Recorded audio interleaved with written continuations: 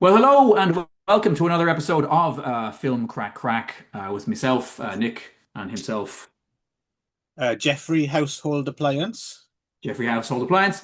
Um, Just call me uh, GHA if that yep, makes it that's easier. no. Okay. So we'll stick with Jeff. Um, so we're talking. So okay, I feel like I set us on a wrong track a couple of months ago when we decided to cover, and I'm thinking the first truly important and great actor that went and died on us in this year was it Nakadai Tatsuya? Was that the first of these the Rest in I Peace think Udo went episode? first. Did Udo go first? Okay. Yeah. Oh, that's who we One of the, covered first anyway. okay, all right. So yes, so I guess Udo passed away. We decided to do a tribute show to him, and then since then it's just been nonstop fucking great people shuffling off this mortal coil. It's been terrible. So we then lost Nakadai Tatsuya. We did a show about him. We Yeah. then lost Fred Wiseman. We did a show about him, Yeah. and then Mario Adorf passed away This quite is becoming recently. the mortuary show, isn't it? Yeah, it's no Yeah. longer really film crack crack. The crack is kind of disappearing and it's becoming Yeah. a I'm maudlin show. not to be cold-blooded about it, but obviously I'm a fan of these people, but this does happen every year, and people are always saying, "Oh my God, this year sucks," and then it's like, wait, people get old. These people are This is old and true. they die. I mean, it's not that shocking This and is surprising that this it is true, happens, right? but it does feel like people that I give a shit about more this year maybe than in some previous years, you know. A Oh, lot of that's the not just time, because we're a couple of out of touch Ojisans. That's also yes, um, this is true. inevitable, right? Like Um, young whippersnappers out there, the people they like are still, oh about. yeah. Yeah. So that's the Um, thing. You need to switch rather than be a fan of the likes of Mario Adolf. But you need right. like Timothy Dakota Chalamet. Fanning Yes, or yeah, yes. or that guy who looks a bit like you when you were younger, Caleb Landry Jones. He's still around, isn't Okay.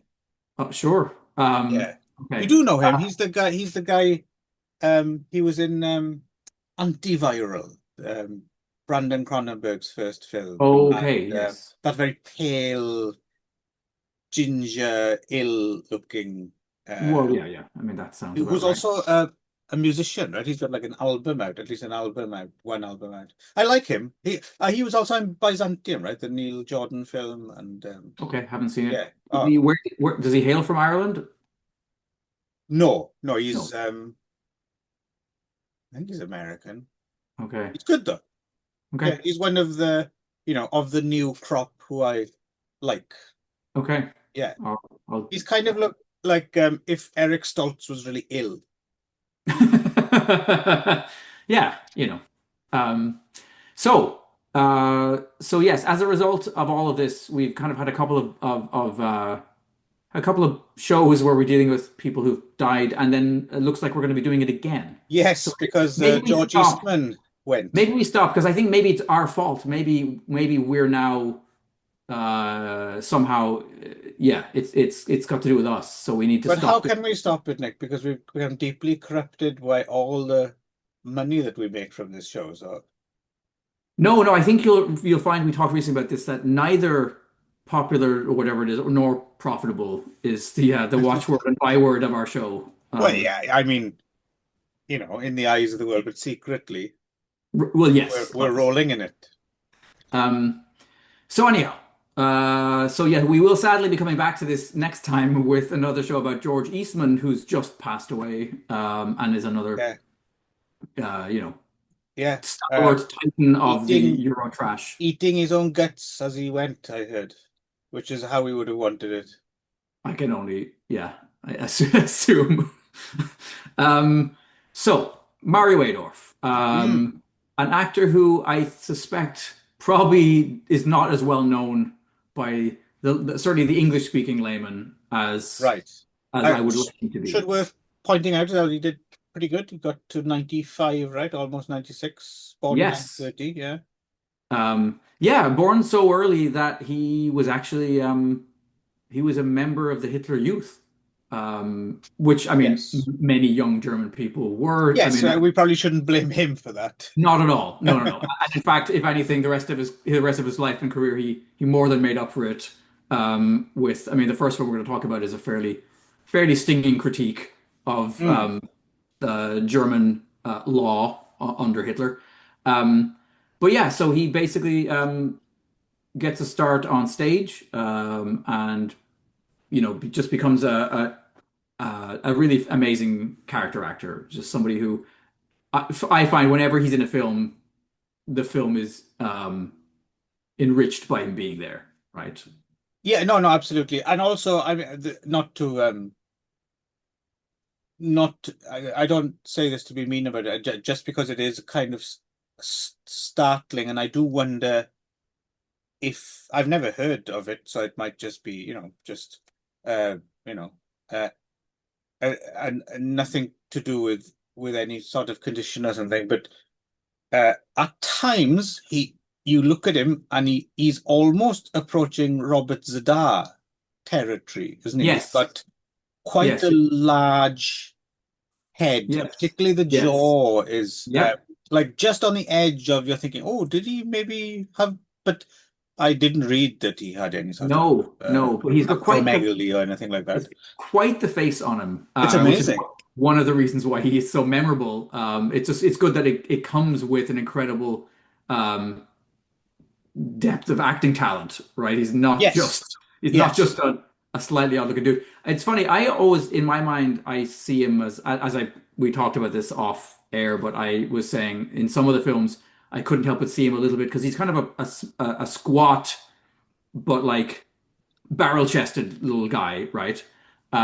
So there's an element of Terry Jones in there for me, and sometimes, but Yeah, I also didn't really see that, to be honest with you, even after you said it.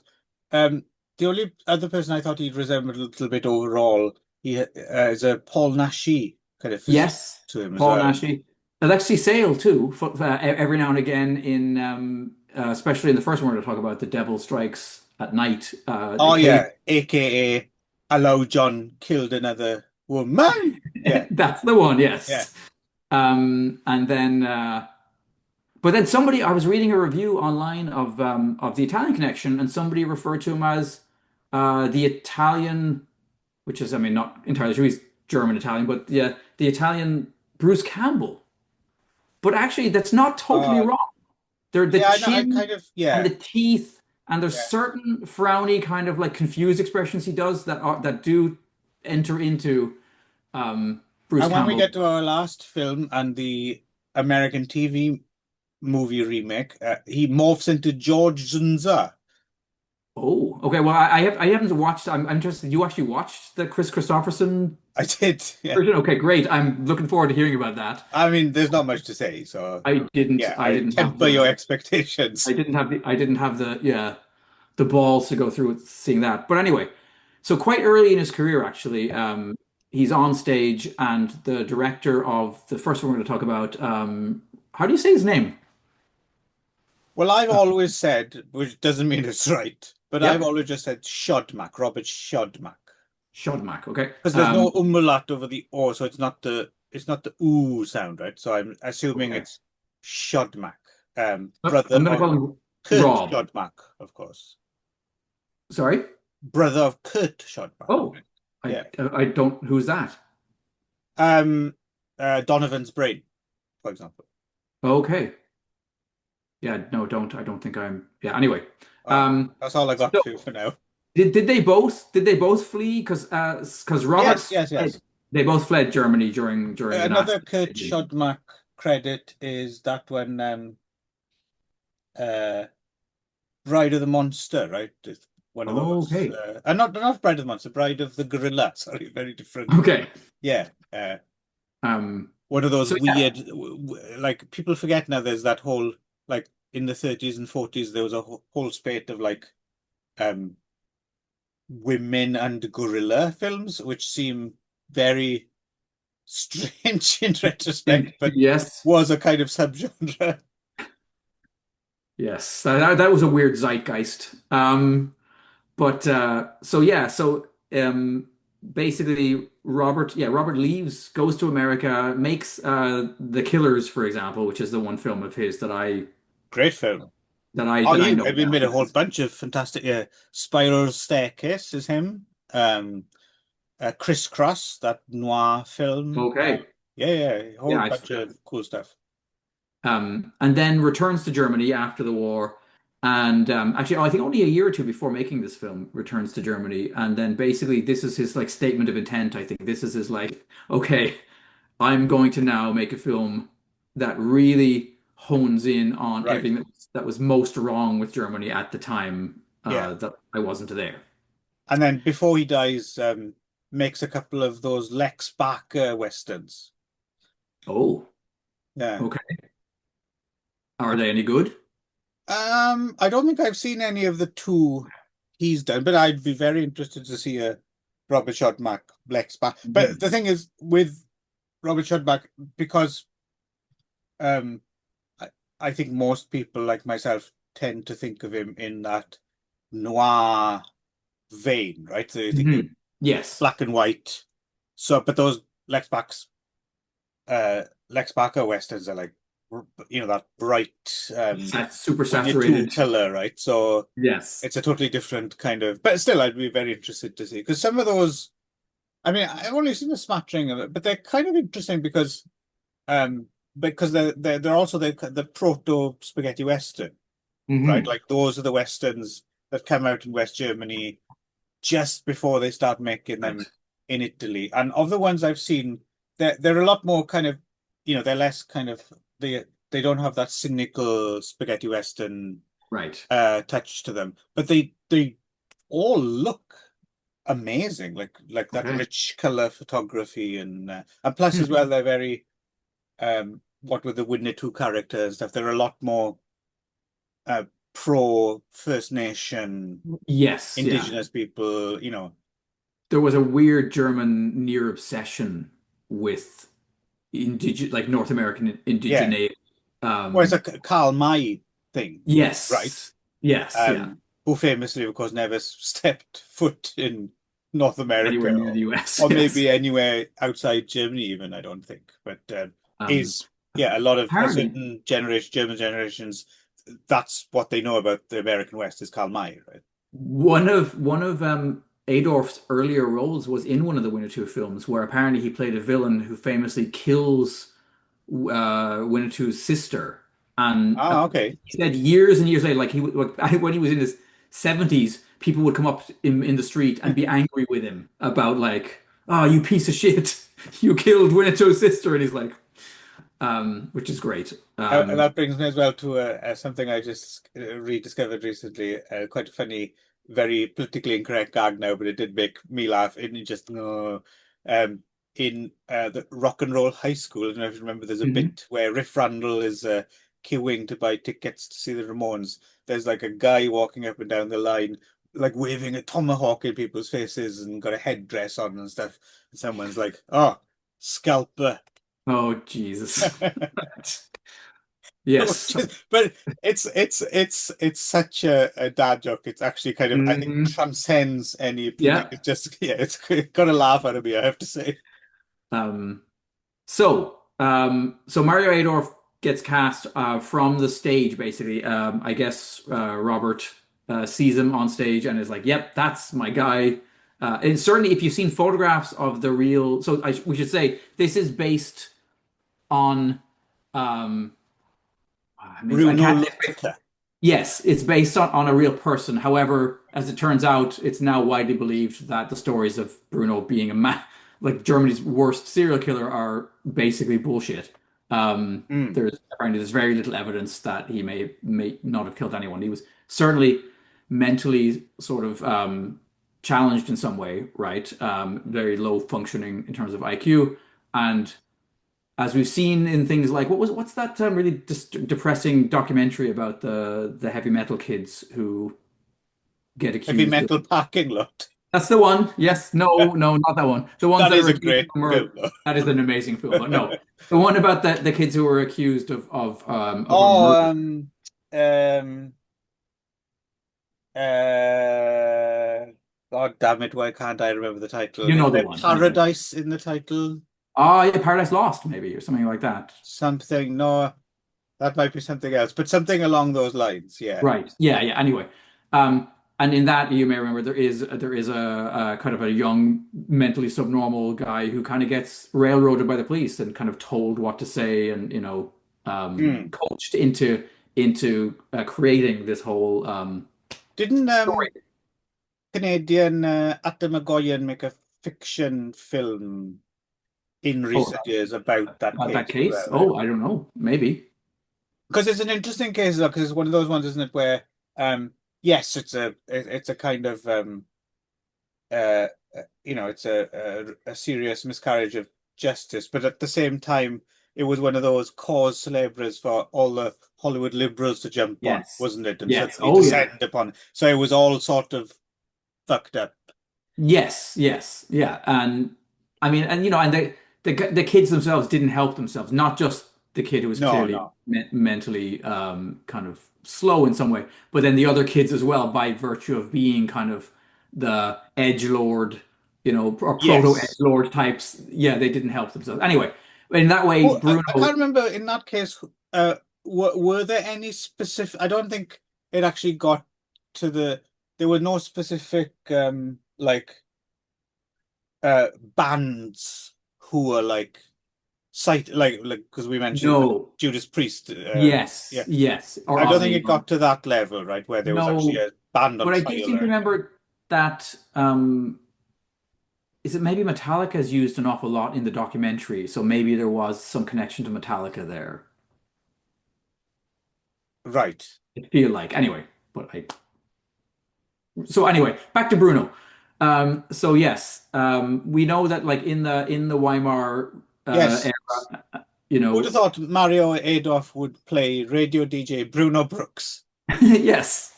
Um, so in the Weimar Republic, in that run up to kind of before the Nazis take over Germany, um, there was quite a lot of murder and a lot of serial killers apparently active at the time, right? There is the one, the other famous one that M, shoot, that one.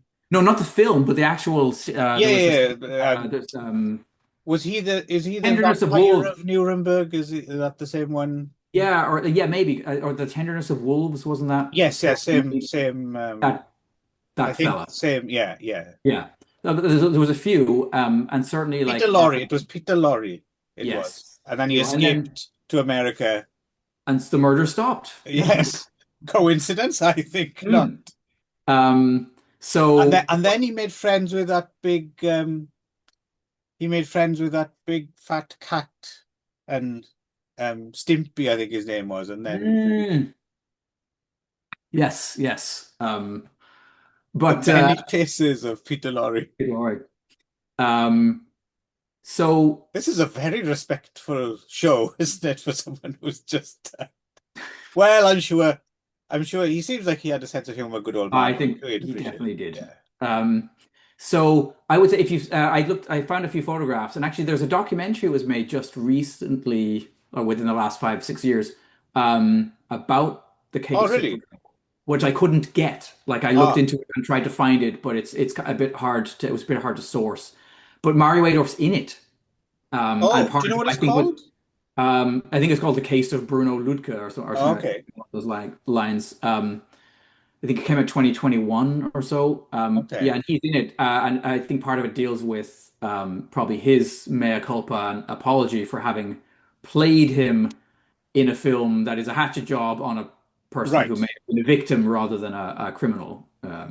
What's interesting as well, because clearly it's a very fictional. So to set the scene, yeah, Emilio does play this guy who's somewhat mentally challenged, and also kind of enjoys kind of a certain cover that it gives him, and like Yes, keeps saying, "Oh no, is it Article 51 or something? I'm yes, protect," yeah, which is kind of I was a bit surprised, and I think that part is true and ironic in retrospect because it it was something that protected him because he was mentally disabled under the Nazis. Please. Yes, And I then know. eventually, considering what eventually ended up happening to him as well, so in real life, spoiler alert for real life, I guess, he Hmm. was experimented on apparently, right? He was Yes. taken away, For sterilized, yep. and experimented, and died like during an Under experiment, experimentation, yeah.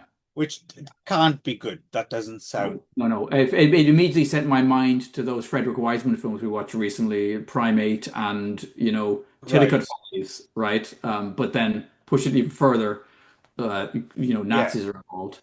And Um, it's Klaus Holm and Anne-Marie Daruga who play these kind of investigators. Also worth mentioning in the cast, who I thought hmm. was excellent, Hans Mesmer. He's the guy who plays the SS Oh officer. God, he's He chilling. he's brilliant. I was trying to think where I knew him from as well, and so he's the camp commandant in The Great Escape. Oh, wow. Okay, okay. Yeah, Yes, I knew him too, and I thought that I knew Klaus Holm too. But then when I went through his IMDb filmography, there wasn't a single film I'd seen before, so I must be conflating him with somebody else. right. But But anyway, yeah, so the yeah. film, and we'll talk about what we think of the film, whatever. But and then, of course, again, reminding me of that other very good film, Citizen X, but that's set in Soviet Hmm. era Russia. The whole thing about, well, we don't have serial killers here. Like, Yeah. um, it Hmm. reminded me of a whole lot. There's also that, yeah, like you, and then there's that, at least a segment of a Teruishi film about that serial killer who was at work in Tokyo during the war, just after Yeah. during the occupation, Well, and I mean, in that way, it's the perfect cover, right? I mean, everything's in chaos, everything's yes, in yes, flames, and yeah, people are disappearing anyway. And certainly under the Nazi regime, nobody asks too many questions. If somebody disappears, you don't want yes, and because it's dangerous to is ask questions. I didn't have a chance to, isn't that film The Brighton Strangler, isn't that like set during wartime as well? I seem to think as a Oh, cover I for, think so, yeah. yeah, that's also a good film. But the reason I bring it up is, yeah, so that's the set, and then it ends up that, yeah, because they don't want to kind of because the killings happen during the rise of Nazism, so they don't want to somehow conflate Nazism with some sort of aberration, and so they railroad some other um, guy. And Yes, so what was interesting who is was in you have fact a this, Nazi, who is in fact a member that like a proper yes, for the Nazi party, yeah. yes. So it's interesting that you have this film about someone, and it's supposed to be kind of like an expose about someone getting railroaded, whereas the real guy is quietly dealt with. And then it turns out that the real story was actually that guy was railroaded. And Mhm. I was trying to figure out, because it is so highly fictionalized. Did they totally make up the bit about the other officer being railroaded in his stead? And I think Yeah, that was, I couldn't find any indication that anyone was actually accused of those murders. I think they were just right. unsolved. Well, not unsolved, but he was just spirited away, right? Mhm. For want of a Yes. better phrase. But there wasn't like a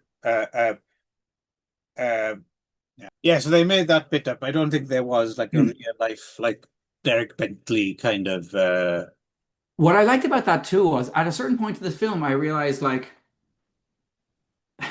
as our lead, right? So Klaus, who is as I said, he's been at the front. He's come back from the front lines of the war. He's been injured, so he's been given this position as a kind of a detective or whatever, investigator right. for the police, It's right? it's I suppose it's relevant to note that it's 1944 as well, right? So Yes, yeah, the yeah. So war's kind of turning, it's going badly. Uh yes, Hamburg and Berlin and other cities are being bombed. yes. There's a few And like cities. there's lots of nice detail of like buildings, like people having meetings in buildings with like holes in the ceiling, or Yes, they're about to crumble, or that kind yes. of thing. And in fact, one of the Rationing. first on-screen murders that we see um, from Bruno is during an actual air raid, right? He uses the kind of the chaos in order to strangle the girl, the one that the Nazi officer is blamed for, right? Right. Because she's his girlfriend. Um, So it's interesting, like at the beginning of the film, like I mean, the movie opens with that guy, the Willie Keown is his, so Werner Peters is the actor who plays the part, right? And he's quite good, you Hmm. know, because he comes in and like he's gone to some kind of girls' school, and they're all these like 16-year-old girls, and they're little kind of like, little Oh, the bloomers. Harvest Festival. Yeah, yeah, Yes, and he's yes. got They're all like this. Hitler Youth girls, right? Basically. Yeah. Yeah. But he's coming in and basically kind of like vaguely sleazing on all of them and kind of flirting with them and Right. then giving them like flowers. And then he's like, come out to the car. I've got a bunch of little Nazi pennants for you. And the girl's like, ooh, like, so yeah, he's clearly living his best life, right? And kind Yep. of, we see him throwing his weight around and being kind of an asshole. And then there's a point in the film where Klaus Holmes' uh, character, right, is like really desperately trying to make sure this guy is going to be not killed for this crime he hasn't committed. Like he's innocent, but like, and you start to get invested. But then a part of me is like, wait a second, this guy's a fucking Nazi. Like he's an actual Nazi. Like he's a party member, and he's a piece of Yes. shit. Who gives a Because shit if he dies or not, or doesn't die for a yes, crime he committed? because they get round our hero having fought at the front line by having him specifically not be a Not member of the do it. SS, right? Yeah, or not be a party member. He's not even a Nazi party Yes, member. yes, it's Yeah. true. Yeah, yeah. Yes. As opposed to the Hans Mesmer, and I really do like Hans Mesmer in this film. Yeah, Well, the he's great. hypocrisy. First of all, like the scene where he shows up and like it's very clear that the SS are living in an entirely different Germany than everyone else in the film, right? There's all these Right, attractive women there. There's like booze and like all kinds of food, and everyone else right, is on. right. Yeah. Um, Having said that, it's an interesting, apparently based on a series of articles by Wilt Berthold, right, that was turned Okay. into a book.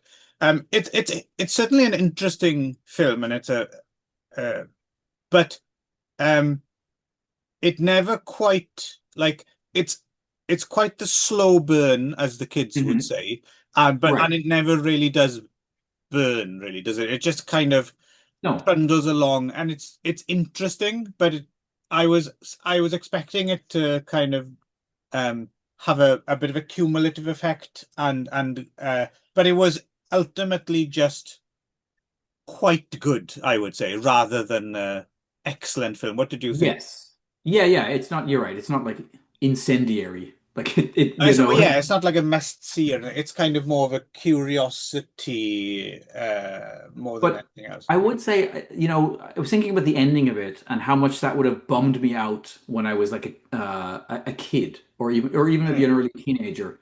Like it's quite a downbeat ending, right? I mean, basically, I mean, spoilers here. So you've already mentioned that The Bruno. Nazis lost the war.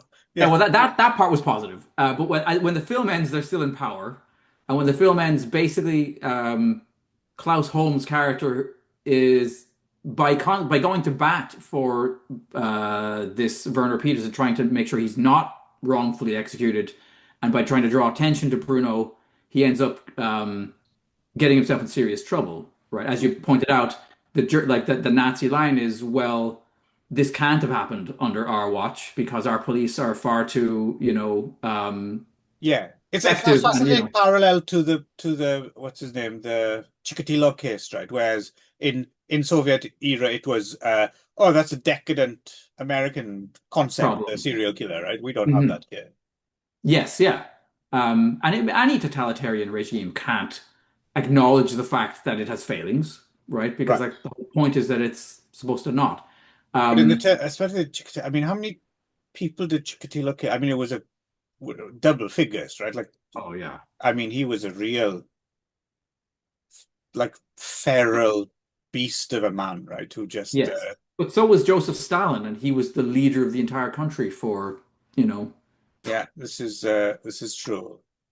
Um, so yeah, so the film ends with basically he's sent back to the front lines, basically sent to die, right? Right. By the SS Gruppenführer. So yeah, he's sent off, and his girlfriend, it sounds like, is possibly going to be executed if it doesn't turn out that she's kind of spirited out of the country by her cousin, right? The Who's drunk also fleeing. Nazi. Yes, the drunk Nazi who's also fleeing. wants nothing to Who do with who also hitting on his cousin the whole quite a time. bit. But Yeah. he's he does, well, we're only like fourth cousins or something. Yes, exactly. Which, coming Um, from the country, I'm good with that.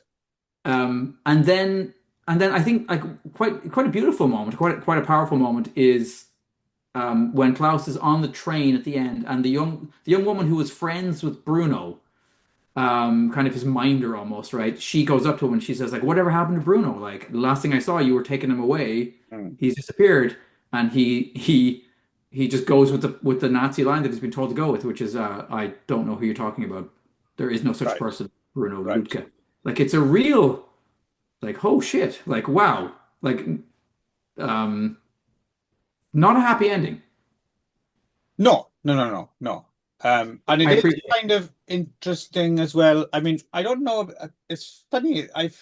Something I've heard over the years, but then keep seeing these odd little examples that contradict it. But I was always led to believe that, like, for the longest time in West Germany, Hmm.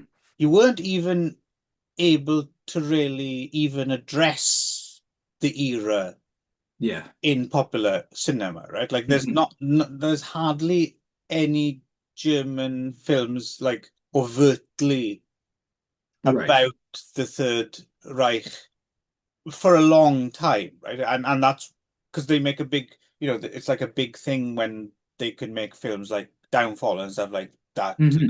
you know. But I mean, this is 1957, 57. Yeah, I know. and I understand it's not in any way, shape, or form like a positive portrayal. But then again, at the same time, it's not sympathetic, but it's like doesn't go out of its way to demonize, right? Other than the Hannes Mesmer character, who was more than anything else just a villainous bureaucrat more than he is a kind of Nazi, right? Yeah. So I'm surprised that Okay. they made this film in 1957 in West Germany. I suspect it's a bit of a blip, like it's one of those, like how they talk about, like how, for instance, post-Soviet, there's like that period of time where all the archives are open and then but then they kind of closed Hmm. again, right? So I'm Right. wondering if late 50s there was like a window there where they were kind of starting to address stuff, and then it kind of quickly closed again, depending on who was, chancellor or who were in power or Right. But I would say that, like, yeah, you're right. It's not like layered on with like the thickest of brushes, like, but at the same point, there's a constant feeling of unease, a constant feeling of like, you know, you get the anxiety.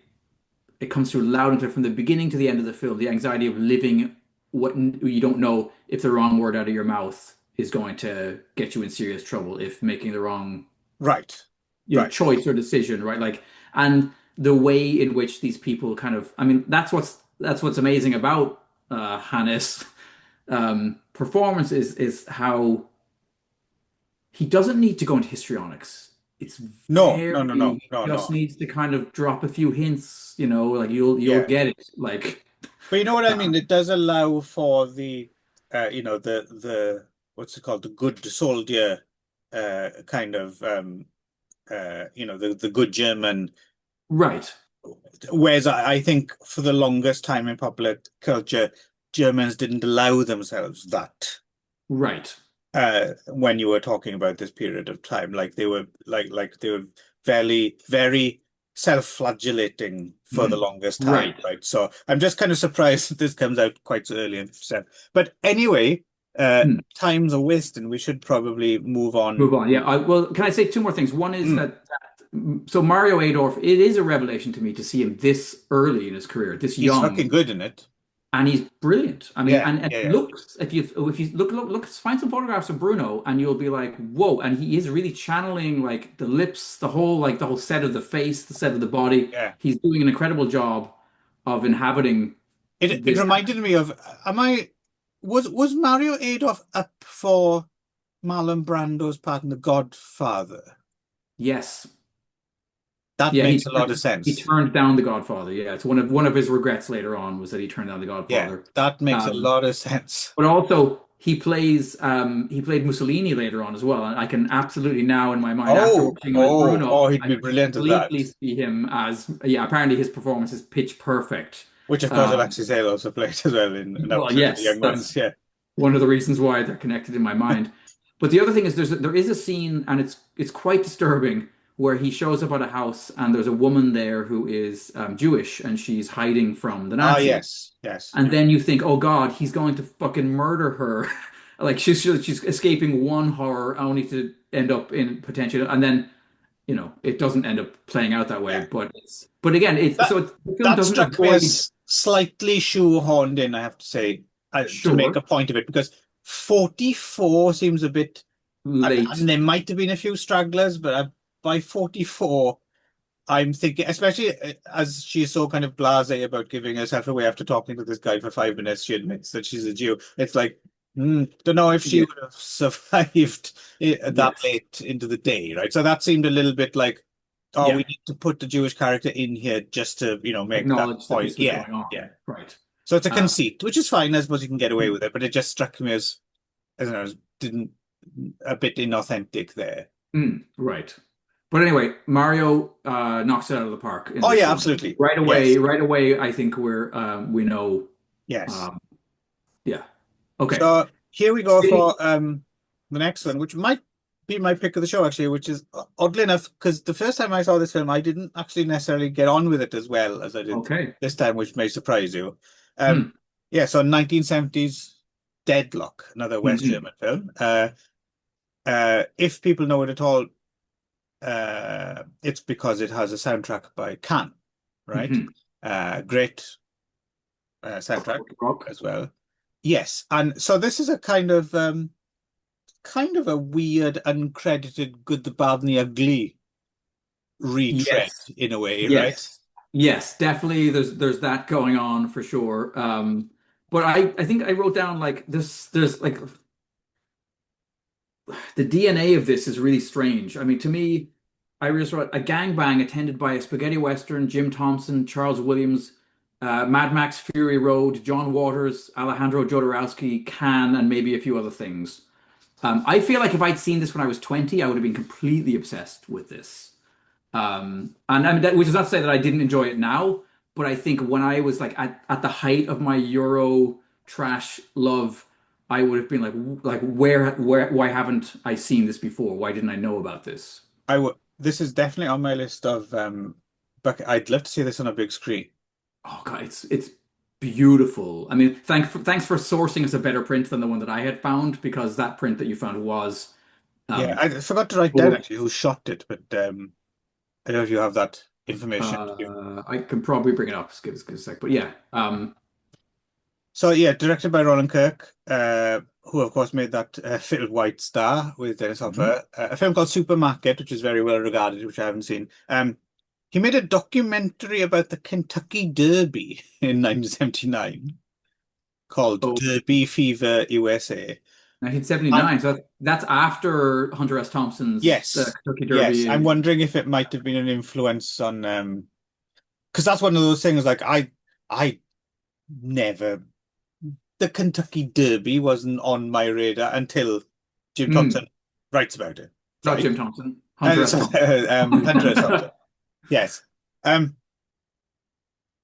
and also apparently was the Ronald Kirk is all Ronald Click, sorry, is Hmm. also the Ronald Kirk is that jazz drummer, isn't he? Ronald Click is Mhm. also responsible for the German dub of Dawn of the Dead, Oh, which is apparently quite different, right, from other. okay. Yeah, I think it's part of one of now there's some kind of like composite version of Dawn of the Dead you can see, right, which is like Right.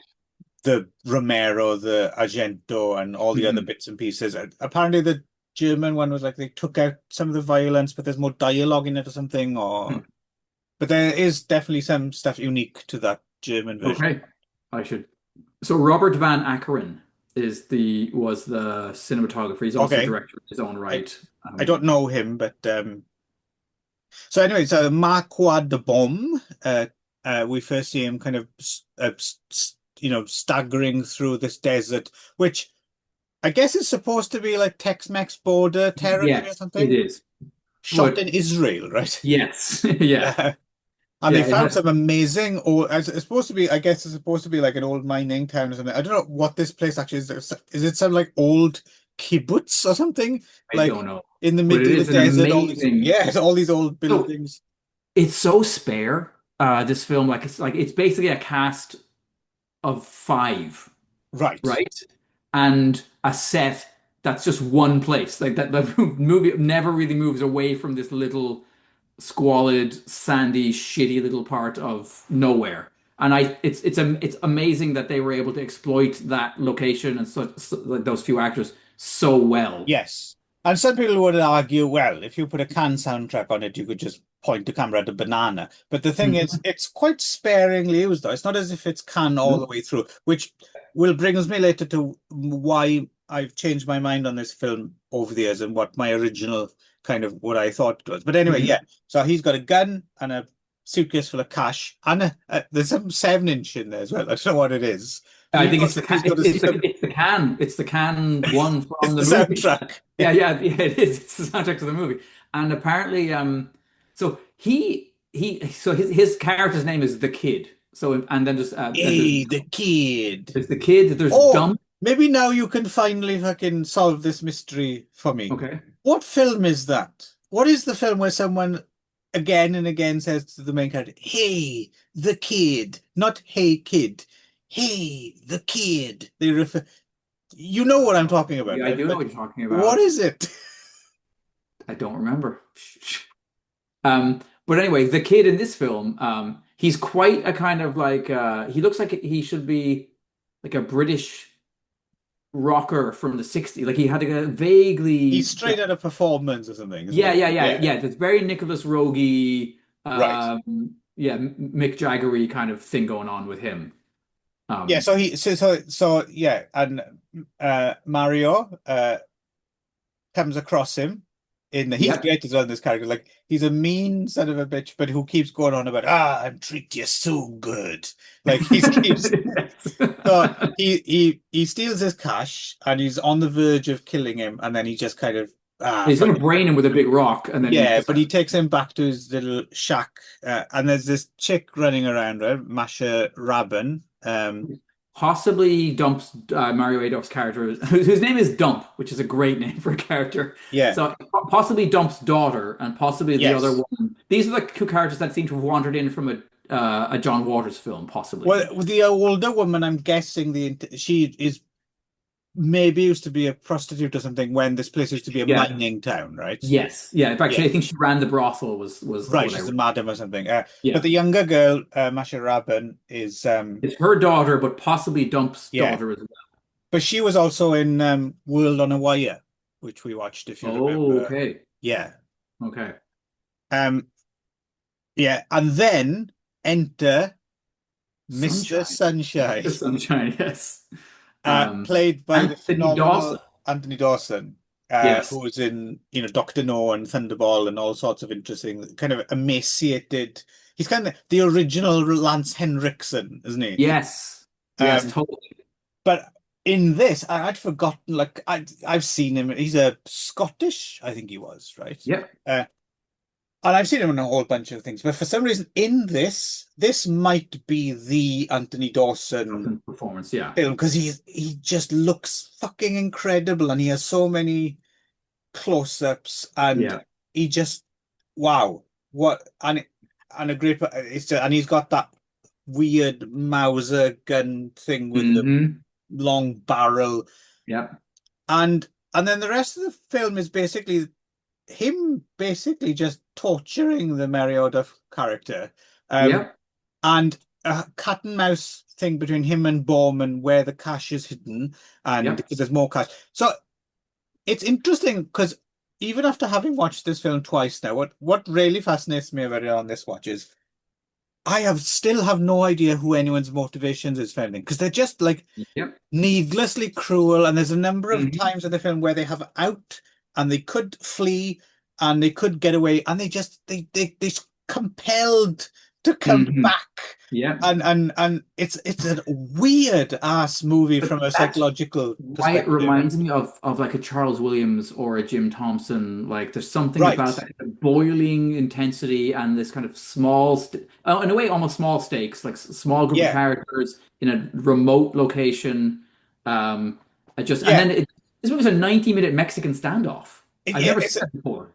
like with some Thompson novels, like you don't realize until you reach the end, but like you reach the end of Jim Thompson and you realize, oh, that's interesting because what you realize in retrospect is it during the course of the book, it didn't happen that these characters no longer have out. You realize, oh, they were fucked from the beginning. Like they're Beginning. already Yeah. cracked before the narrative Yes, begins. it starts. Yes. And you realize that these people are going through some kind of weird, like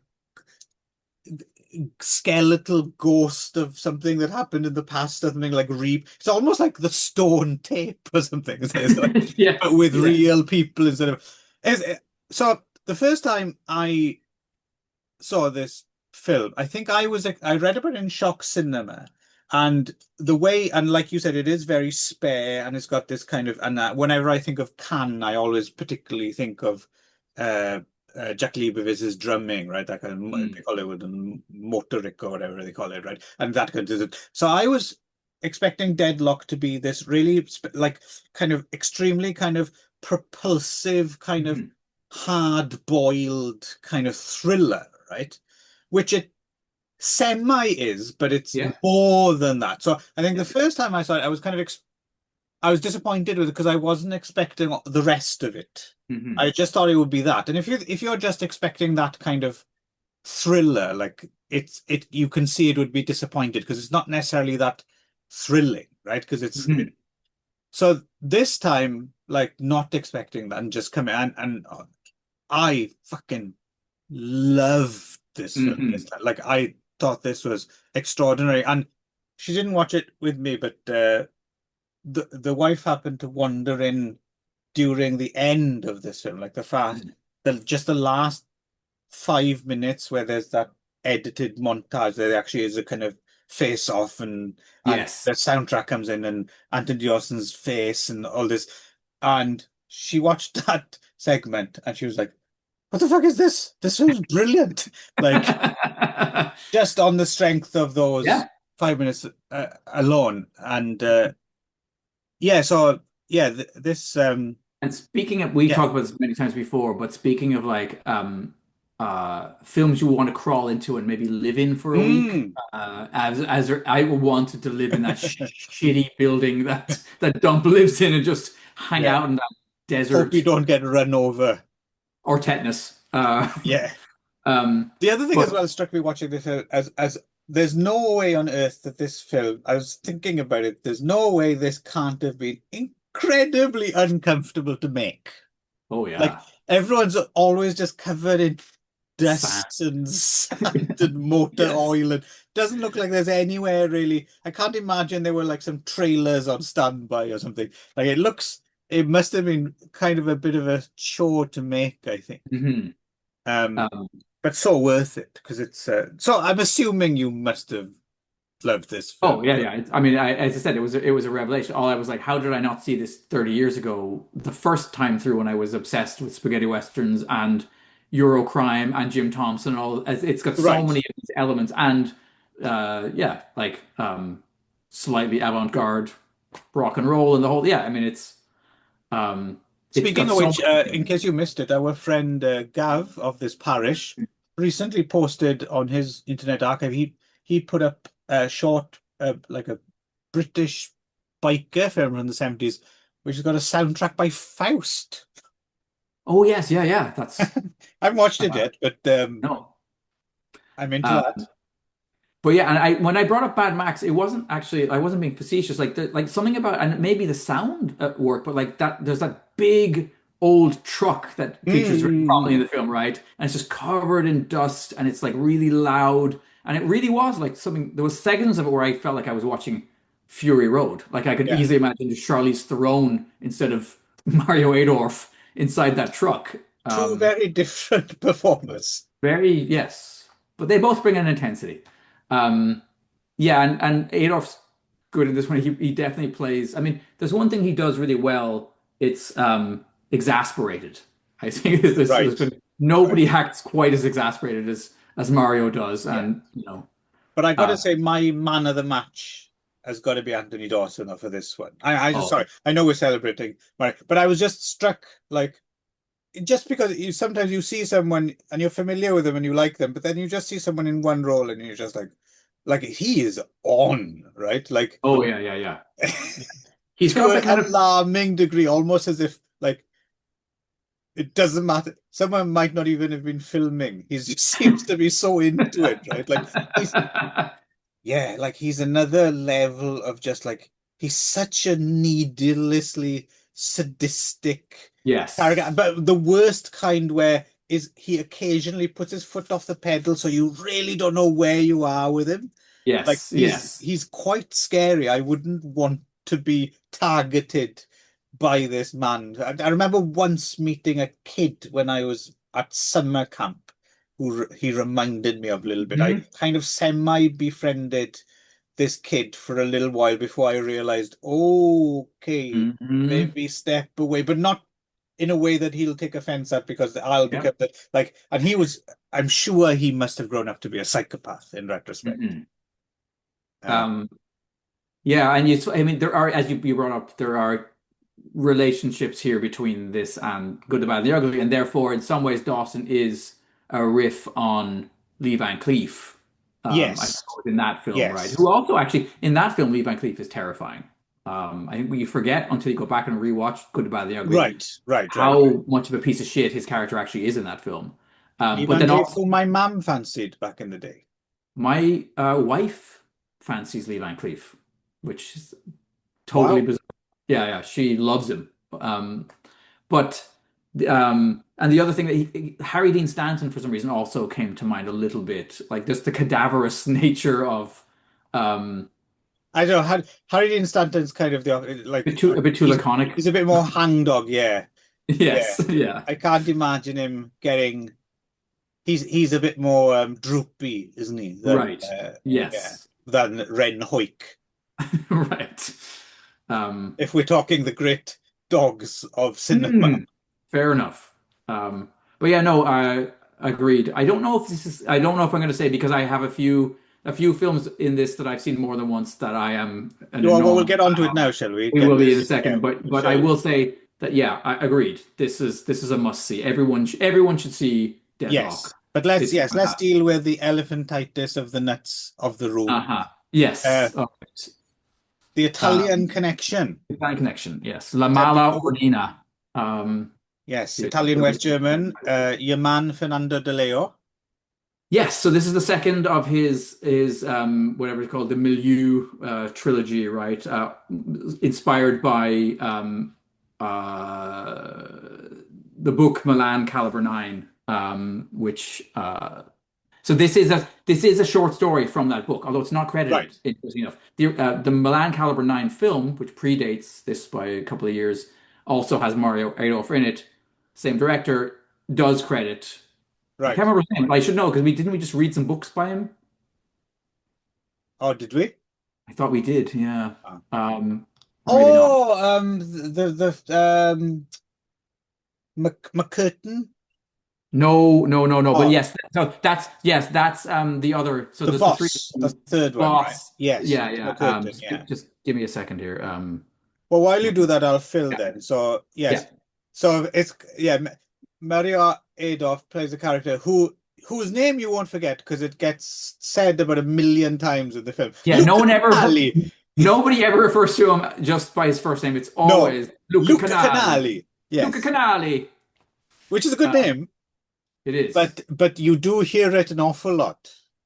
Oh, maybe we Giorgio Serbanenko. No, we haven't read any of his books. I just Ukrainian remember born trying to Italian cracker. pronounce it. So maybe it was something where I want us to read something by him. And Okay, okay. yeah, okay.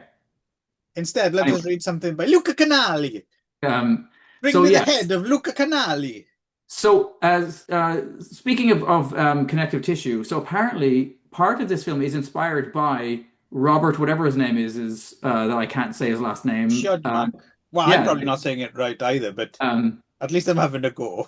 Yes, the killers, right? Yeah, yeah. Oh, Opens Ernest up, Hemingway.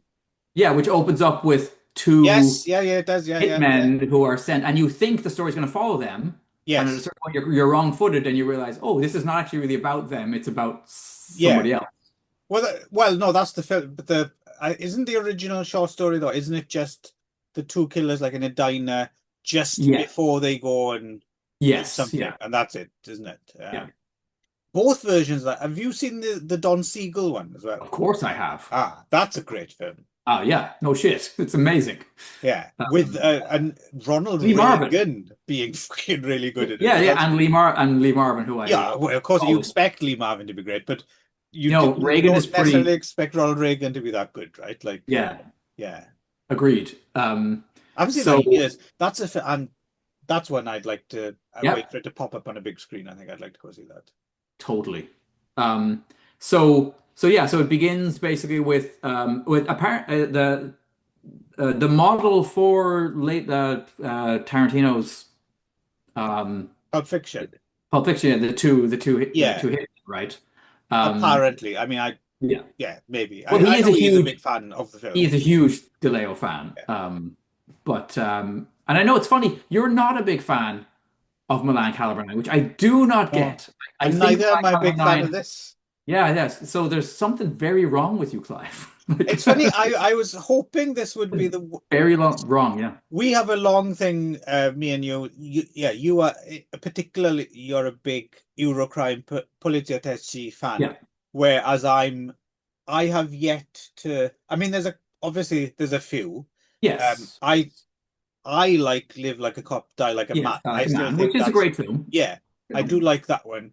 But most of the other ones, they've got great. Obviously, they've got amazing car chases. Hmm. Um, but then overall, they leave me not cold, but just nowhere near as energized. And I have to admit, I was hoping with this one because I thought, oh yeah, Henry Silva, Woody Strode, and I'd not seen this before. I thought this is, and you got Adolfo Celli in it as well, who I really like, Yep. and he's really good in it, and all the Yep.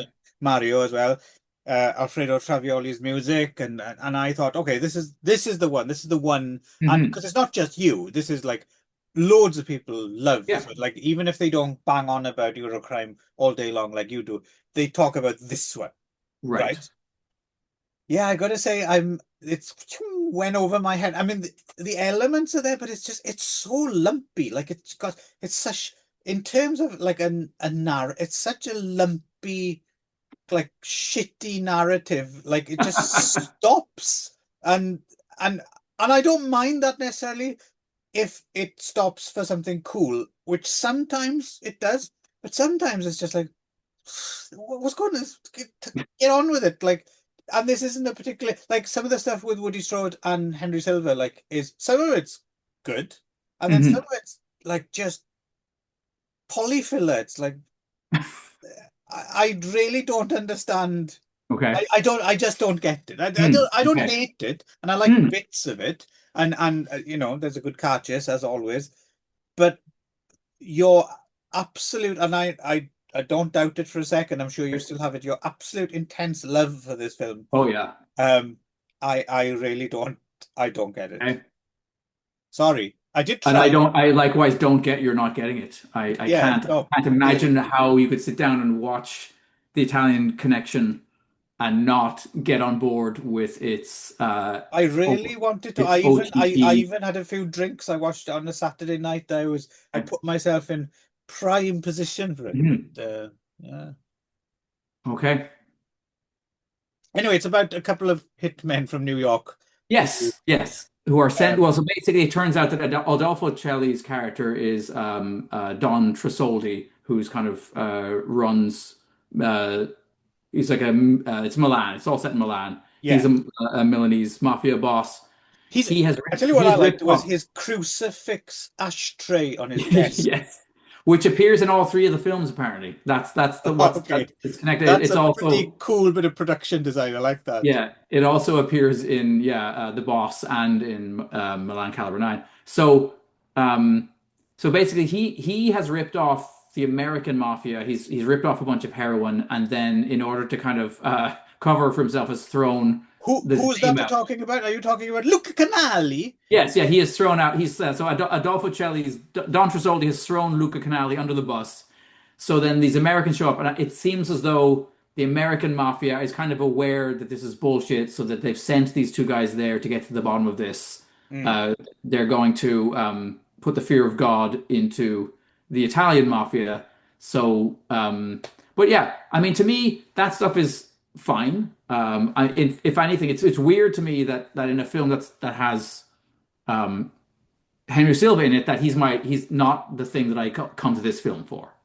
Well, Um, I tell you what's I, funny. I was wondering how ad-libbed some of that stuff is. I reckon between the two of them, Henry Silva and Woody Strode came up with this because there's a funny thing where Henry Silva is quite the horn dog, yes, but doesn't get. But all the women in the film seem to fall rejected. in love with Woody Strode, Good, who's yes. like just super stoic and doesn't seem to give a shit about anything, right? But they're all over him, and Henry Silva's Mhm. like, "Hey, what am I, chap liver?" You know. Yeah, Uh, I thought that was yeah. quite amusing, but it seemed like something they thought over on the plane on the way over or something, right? hmm Yeah, entirely possible. And there is all of these films have this kind of background of an acknowledgement of the student protests of the era, which is kind of a Mm, weird thing. And so yeah, there's all these scenes of like these kind of hippie kids partying and stuff, and these big right. sort of political posters on the walls and stuff.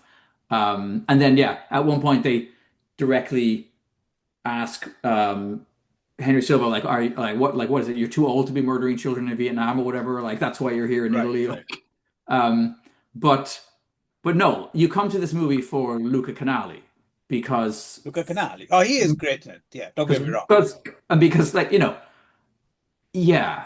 So basically, I mean, for me, pure cinema begins with Luca Canali coming out to pick up his wife and daughter because he's trying to get them out of the city because he's gotten the sense, or he's basically told directly, "We're gonna fucking kill your wife and kid if you don't come in and see us."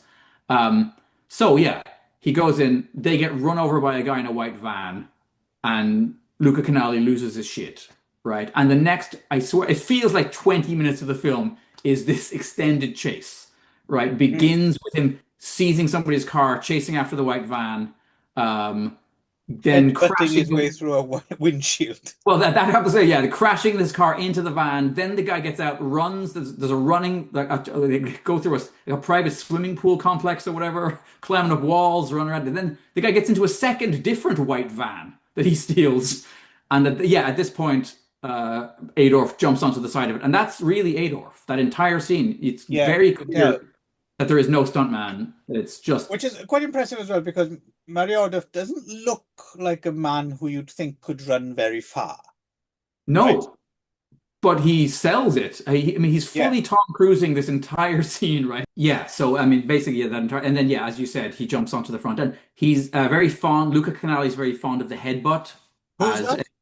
Luca Oh, Luca Canali, Canali. Yeah. Canali. Yeah, he's fond of the headbutt. I mean, the movie opens basically. His first scene is him headbutting some guys in a park.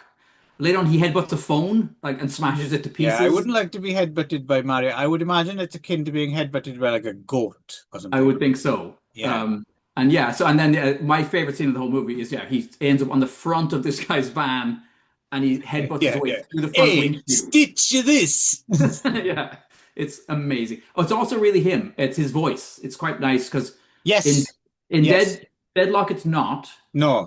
Obviously in the killer or whatever the Nazi the Bruno Ludke film it is his voice because he's doing the German dialogue. Right. But he's got a good voice, so it's nice to hear his actual voice as opposed to some random dubber. Right. Uh, I'm wondering as well how, so obviously he speaks German, he speaks English. I wonder if he spoke Italian or not. yes, he did Oh, he did. fluently. Okay. Yeah, Yeah. Because he did obviously work there a lot. and I mean I don't know how much of a relationship he actually had with his dad, but his dad is was Italian. Right. He's Southern Italian, is that right? Yes, yeah, Yes. he was from yeah Calabria, I think. Um, but anyway, yeah, I don't. Billy I Lamel is in this as an extra, our yes, good friend of We Must Get Bike Rider fame. yes, exactly. Um, Sorry, I just found an excuse to do that again because thank you. I still do. I'm going to watch that film again soon one day. I love that Such a film. good, such a Against, good movie. I don't think anyone loves that film as much as we do for some Probably strange not, but they're reason. wrong. They're They wrong are too. wrong. Cyril Cusack is in this as well, who is one of my favorite drunken Irishmen who seems to have wandered very far away from his home country. Oh, Um, is he? I thought he did voices. He's in it, is he? yeah, he plays Corso. Oh, yeah, of course. Yeah, yeah, yeah, yeah. He plays the American mafia boss, and then Sylvia, Luciana Paluzzi, Femi Benusi. Sylvia Kushina. A lot of those kind of The usual faces you would expect, right? yeah. But so the last thing I'll say is the other scene I really like in this film is the scene quite near the end where Luca Canali finally shows up to Don Trasoldi's place and like just fucking barnstorms his way into the office, and that whole exchange where Adolfo Celli can't quite believe that this is happening. He's like, "How Mm. can this louse, how can this maggot dare to be in the same room with me and be holding me at gunpoint?" And basically, this conversation of like where there's this threats and kind of like bluster, and finally him coming to terms with like, okay, you're like I get it. I murdered your daughter. Like you're going to. By the way, if there's any piece of connective tissue, it's in all of these films almost is that it doesn't pay to be Mario Adolph's daughter because I think she Right. comes to a poor end in three out of the five films we're going to talk about here. Um, but anyhow, that scene is amazing. Right down to the final scene where he's like, no, no, no, you gotta look me in the eye and like shoot me like right like this. Right. It's I don't know. Anyway, I don't understand what's not to love about this No, film. I wish I could drum up your enthusiasm, but Maybe like Deadlock, you'll come back to in 20 more years and be like, maybe, oh, maybe, I get it now. maybe it's Luca entirely Canali. possible. Yes, I might Um, get Luca Canali badge. and I'm with Luca Canali. I don't think anyone plays hurt like middle-aged man quite the way that Mario Adolf plays hurt middle-aged man. There's something about like he can do um Clearly, yeah. you haven't seen any of my stellar Saigon performances of recent years. Have you been doing a lot of hurt middle-aged men? Yeah. um anyway. So Yeah. anyway, move on to something Yes. I did like more than Okay. I thought you telling. might. Well, I wondered if, and I'm kind of surprised. I know that you said you never did such a deep dive on giallos or gialli as I would have Yeah, done. similar to Police Tateshi, it's one of those things where there are elements that are really good, but then the rest of it, I just think, well, this is just a Miss Marple episode or something. But Right. Totally. for example, like a good example, and again, it's one I haven't seen for a long time, but I know enthusiasts of the genre Hmm. um, are massive fans of that film Autopsy, right? And I remember seeing that, and like, Yeah. It's and not like what it the is. opening, there's that. Is it a dream sequence where a corpse gets off the operating table and it Yeah. gets, and you think, oh yeah, this is going to be, and yeah, and then it turns into, Poirot or something with a few good bits. A lot of Giallo like that is, I and again, saw I'm the nothing against the whodunit, but I'm just like, I don't see why people aren't kind of, they like Giallo, but they don't like a whodunit. It's like, it's the same thing yeah. to me, but with some black Sure. gloves, right? Um, It makes me think. I really wish that Dario Argento had come over and directed, or what's the other guy who did all of the ones that I should know his name. Sergio. Is there a Sergio? Martino. Yeah, Sergio Martino. Yeah, one of them should have come over and done a Columbo. I think it would have been Mm. awesome to have had Peter Falk play Columbo, but have all the other trappings, have the super gory. Yeah, I think. Anyway, so this is weird. So you're saying you're not a huge fan of Giallos, not a huge fan of Polizios, But I yet like the, but yet the yeah, Polizio Giallo yeah, hybrid somehow yeah. does work. Although it's not that, I mean, people have said that, but there's not that much Polizio about it. There's no, well, I suppose that, well, no, actually, there is a. a quite a extended kind of Car chase, bike chase. Yeah, but chase. yeah, I Yeah. forgot about that. And But a lot of it's police procedural. A lot of the actual movie is just police procedural shit, this right? is true. This is true. But I don't know. So this is the Massimo Dallamano follow-up to his What Have They Done to Solange, which I'm also a big fan of. You recently rewatched that. Now, all I remember Yes. about that is I remember liking it a lot, but I mostly remember, and you said you thought Camille Keaton was very attractive in it. I mostly remember being attracted to Fabio Frizzi, and not Fabio Frizzi. Fabio That's Testi. music, Fabio Testi, yes. Because I think it's his best performance. I think he's an actor who most of the time is kind of wooden and a bit flat, and somehow in that film he looks wrecked. Like I just remember him looking like always like eye baggy and like he's been crying for weeks and wearing these beautiful sweaters, like I mean, wool. I generally do like Fabio Testi, but I know what you mean. He's like a bit like better than Antonio Sabato, kind of. Yes, Do you know what I mean? yes, yes. Yeah. But that's damning with faint praise, Clive. Um, but no, what's interesting about that film is again it's like the whole thing about oh, so you hired uh, an extremely kind of good-looking and sexually active and promiscuous Italian gym teacher for your all-girls school. hmm Mm. Hmm. This, yeah, this, this, It's this all is going to go the well. 70s, right? Hmm But no, Um, that I did rewatch that, and that is a very good film as well. Whatever they done to the Land is an excellent film. And this is I mean, it's not really a sequel, but it's a thematic yeah, follow-up, right? And Fabio, spiritual sequel, yeah, and Fabio Testi returns for the some people consider it a trilogy because you have Rings of Fear, right? right? Which Which is I've never seen. it's not as good because it's not directed by Dallamano Prasad. I think he was supposed to direct it and maybe came up with the story, but then Yes. it's by someone else, right? But Yeah. Fabio Testi, and it's again, it's spoilers. It's it's girls in peril who've been tricked into some kind of ring of debauchery or whatever, which is the case here, which is being investigated by Mary Adolf, of course. Yeah, Um, there's a bit of a bait and switch here because Claudio Casanelli sort of steps in at about like yes, yeah, after the first Mario's not in quarter of this. the film. Yeah. The whole Plus as middle well, section of Mario's kicked out of. Giovanna Ralli, right, who's the assistant DA, the woman, right, in charge Yeah, of who's also very good.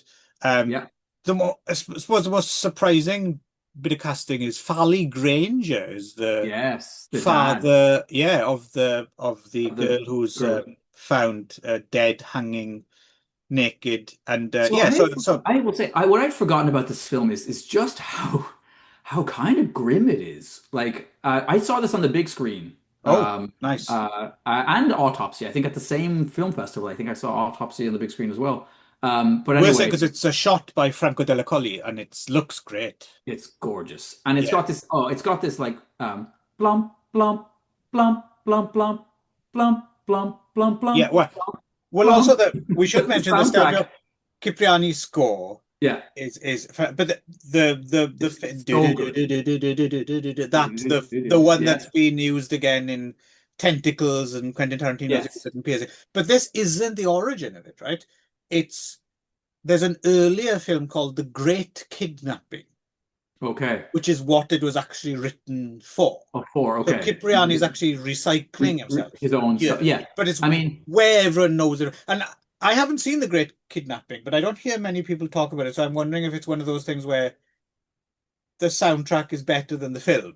yes. And then with this film, it's like, oh, okay, finally we found a film good enough to make because it is one of the great themes, I right? I Movie have I mean I have it on I have a disc of like it's got four of those kind of like the police must Yes, something like same.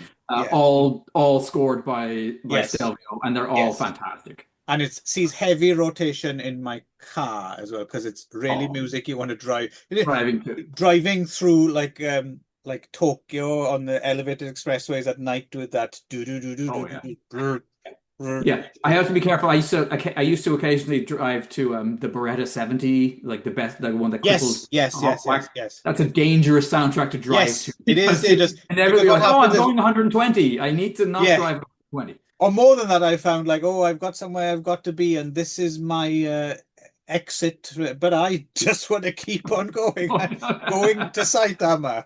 Here we go, Um, Yeah. but yeah, so but I think what surprised me was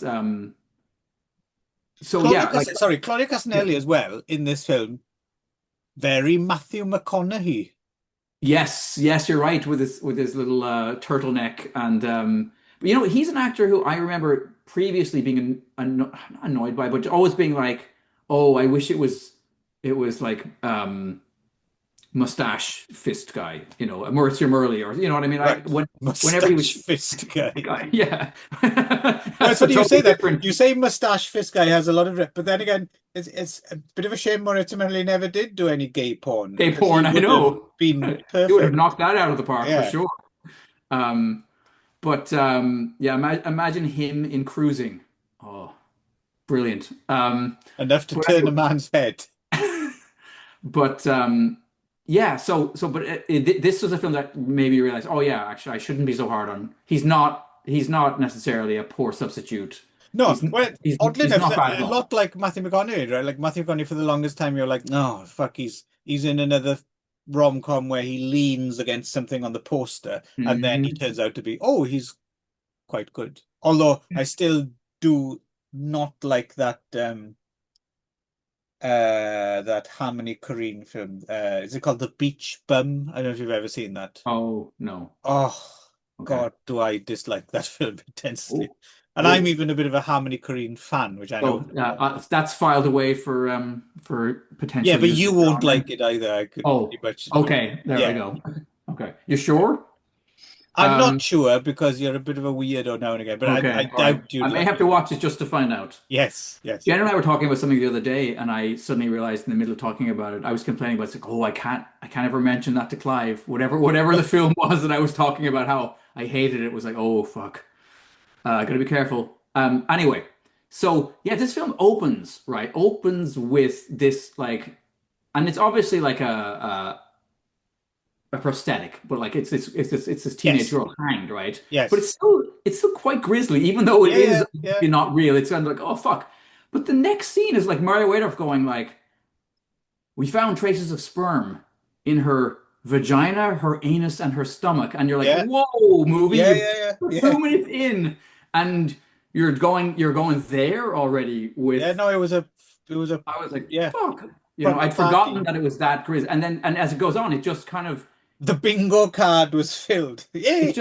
it just starts getting more grit. I'd completely forgotten about the whole Yeah, subplot with the private investigator, right? And who gets hacked to pieces and then put back together like a jigsaw, like out of yeah, pieces. yeah, Like yeah, you yeah. can see that could Well, have come out of don't forget Solange as well is a series of murders with people being stabbed in the groin with like machetes, right? right. And there's like that bit where they take the father in to like the autopsy room and show him an X-ray of his little girl's skeleton. There's like a machete sticking out of her.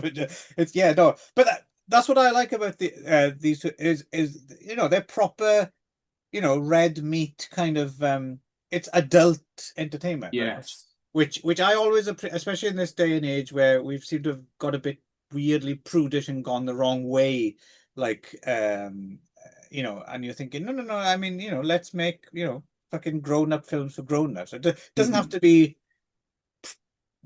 prurient or just, Yeah. fucking, we're grown-ups, just see some grown-up entertainment, right?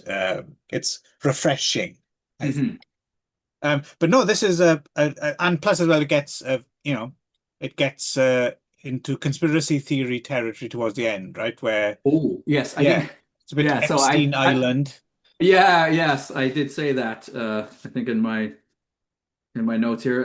A little unbelievable, surely, the ending where the pedophile ring turns out to have had too many rich and powerful people in it, so the authorities decide not to release the list or prosecute Yeah, any of the yeah, scumbags.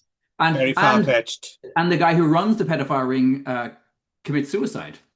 Although in Right, this case, in a right, bathtub, not in a jail cell. But right. Spoiler alert once again. a massive Yeah, spoiler alert. But yeah. No, no, you want to be going into the Solange and this film blind. I mean, yeah, no, but yeah, a bit of a paucity of ADORF here, but still. a good When film. he's there, when he's and so there's a scene, and this is I think why I remember this film. There's a scene later on when it turns out, and yeah, spoilers all over the place. Mm, Later on when it turns out that his daughter has been a mixed member up. of Yeah, this ring of teenage girls who have been exploited by this, and he turns out to be he's like a child psychologist or something like that, right? Is the guy or psychiatrist who's the guy who's been running the ring, and he's been drugging the girls and all kinds of shittiness. But anyway, there's a scene where Adolf shows up to the school to pick her up, and like it's the first time he's seen her since he knows, and right, right, she looks, and then his face is just this fucking Greek mask of tragedy, like his eyes just put across such hurt, such right, profound. It's right. beautiful. And it's so subtle. It's such a subtle performance, and then she sees it and she recognizes, oh God, he knows, like, Mhm. and it's a man.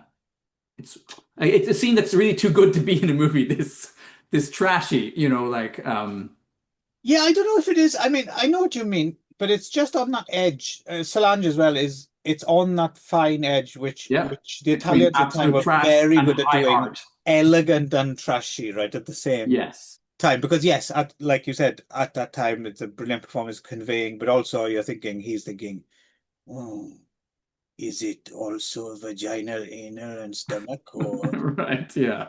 It's grim. It's a really enjoyably but it should be a fucking film about the subject matter should be grim, right? yes, Uh, yeah, absolutely. and it throws in a fun car chase across like piazzas. And what I liked about the that long car chase as well is you have this like piazza car chase, but then also like it gets out. I like that it goes out and it's like the stretch of countryside like between towns, Yes. and that's kind of cool. Um, Yep. There's also a great scene where, so I mean, when it does go giallo, it actually does that stuff very well too. There is a bicycle, or like bicycle, there is like a motorbike helmet, leather-clad dude with a big machete running around in the film, right? yeah, Who's been hired by the pedophile ring. At one point, a cop goes to turn on a light, and this fucking thing just yes, whacks his yes, entire hand off, and you're like, whoa, yes. that's And like, another one gets it in the back of the head, right? And yeah, yeah, no, the crash helmet stuff is all no. but it's like, Dallamano was a good. It was a good director. I need to see more of it. The only other film of his that jumps immediately to mind is he did that version Dorian Gray, didn't he? With is it Helmut Berger in it? Maybe. oh, I've never seen that, and actually, I've never read. Have you read Dorian Gray? Yes, great book. Okay, I've been meaning to read it, Well, the so one maybe. I'd like to read is the one that inspired him to write that French novel, right? Against something Retour, or it was a big influence on Oscar Wilde. While it was a big, Okay. Yeah. celebrated, controversial Okay. novel of the um, 19th century, I think. Um, I didn't realize, sorry, that he I forgot this. Against Nature, I think there's a translation. Okay. Sorry, Dallamano was a cinematographer Yes, he before. shot the Dollars films, Yeah, I was gonna say, holy the shit, first two, anyway. he Yeah, shot his Fistful of Dollars and a yeah, few dollars. yeah, That's yeah, yeah, incredible. yeah. Um, oh, he directed Super Bitch. That's a film I Yes, quite like. I haven't seen that. And Yeah. Cold 38 Special Squad. But yeah, actually, it's funny. He died. He must have died quite young because 78's his last film. He definitely doesn't get 59 in a car accident. he definitely Fif- doesn't get that much love considering that you have Dilio enthusiasts like yourself. But even on the strengths of just these two, right? I think No, I think you're right. Salamano What is have you done to Solange and what have they done to your daughters? That's an incredible diptych of, mm, what do you call me? um, a dipstick. That's what I called you there, Clive. Right. Um, yeah. Anyway, so I'm glad if you didn't enjoy the one, I'm glad you enjoyed this one. Yeah, yeah. Well, like I said, not so much that I disliked, but I Right. don't have the burning intensity Of that you for have Luca for Canali. Luca Canali. Um, anyway, so that brings us Hmm.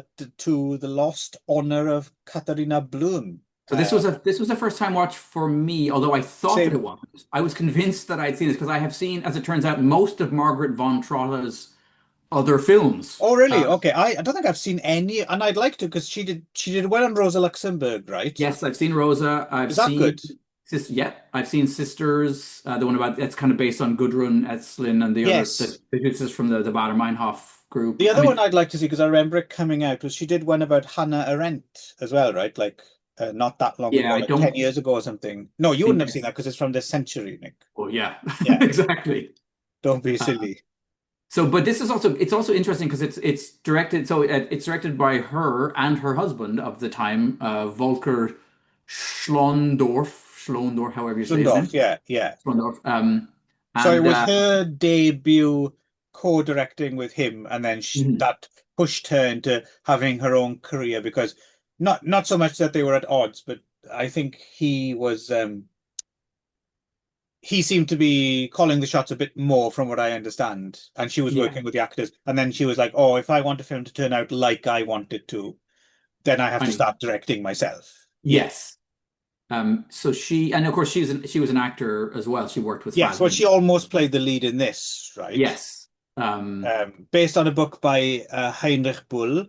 Um, not based on a real life story, which you could probably assume it was, because it very much seems like I mean, it loosely, I think, I mean, like based on things that were going on in the time, and also apparently based on something that happened to Heinrich's son, right? I mean, that came through. I read the BFI book, yes. and apparently, yeah, apparently his son was somehow. Oh, you read the Connect- BFI book? Yeah, I did. Yeah, It's yeah. quite good, isn't So it? it is. Yeah. Yeah. So his son was somehow ended up being connected to the Baader Meinhof or the Red Army fraction, Yes. and Yes. then dragged through the mud by the press and. Yeah. Well, it's Um, interesting as well because he so for a bit of context, Heinrich Bull's. Did you read the novel? no, no, I haven't. Did Uh, you? yes, it's pretty Okay. good. Yeah, very terse kind of Hmm. very yeah, interesting book. But he was kind of considered by the paper, right, as it is in this Yep. the kind of more right wing, um, very much an apologist for leftists and people like the Baader-Meinhof. But the thing is, he was actually quite critical of Baader-Meinhof and Right. people like he was, a kind of a pacifist to the core, Hmm. really, a very interesting fella. I think I'd quite like to read some more of Heinrich Bull's stuff. Hmm. Quite a few of it have been translated to English. Maybe we'll Hmm. do one for the show. Maybe The Clown maybe Yeah. looks kind of interesting, which was also turned into a film around the same time as this. But yeah, so Angela Winkler, right, plays the titular Katharina Blum. Great Very early, performance. a very early performance for her too. It seems like one of Yeah. her first major, and yeah, she's incredible. She was recently in, oh, not that recently now, but she turned up in the Suspiria remake, which reminded me to Yes, ask you if you've seen the I've Suspiria. never seen it. No, Okay, no. I'd be interested Have because you? yes, and no one seems to like this. I liked it, like, Okay. but then again, I came into it like I'm not expecting a remake of the original. Like Right, right. that's a ridiculous thing to like. The Suspiria is Suspiria, right? If you're gonna, Yes. and so I expected them to do something different with it, and which is exactly what Mhm. Guadagnino does. I thought that the And Suspiria remake was isn't really it interesting. set? Isn't it set during the German autumn? Yes, and there's a The lot of Baader stuff Meinhof. about Baader-Meinhof and stuff in the Yes. background. I think I'd be really interested to see what you make of it because I thought it was kind of quite Okay, no, interesting. I would like to see it. I mean, it's got to be better than Argento's last film in the trilogy, right? It certainly is. Yes, Yeah. yes. So okay. Yeah, so and then he went so, I mean, is it the next film that he makes that is the Tin Drum? Because Schlendorf.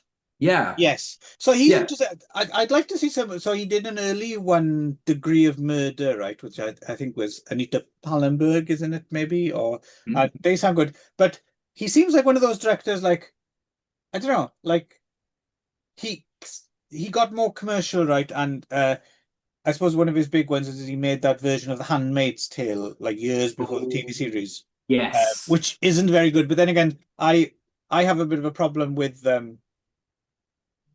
I don't get on with that TV series. It's a bit I never saw it. hysterical for my like. I know some people think it's brilliant, but I also think it might be a problem with the source. Like, I think the source novel is quite good, I've never read it. Jen's but read I it. I've never don't read understand why it's because it's something that's like isn't it like on the syllabus in Canada? Isn't it something they teach you? Yeah, oh yeah. That's Jen would have read it in Yeah, university. yeah. So Sure. I don't quite understand why it's that. Similarly, oddly enough, a good analogy would be in the United States, Fahrenheit 451, Right, right? Which is right. a good enough Hmm. read.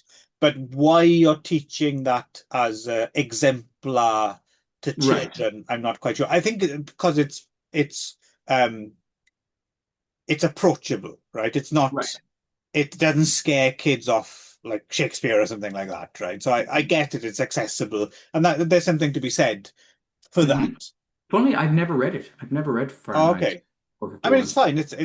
It is a good book, but it's Hmm. just like not, you know, Okay. exemplar. I don't think. Right, yeah. Um, Um, but so Germany in Autumn comes out in 1978, and apparently the section that Schlondorf contributes to that because it's like nine different filmmakers, right? yes, that's right.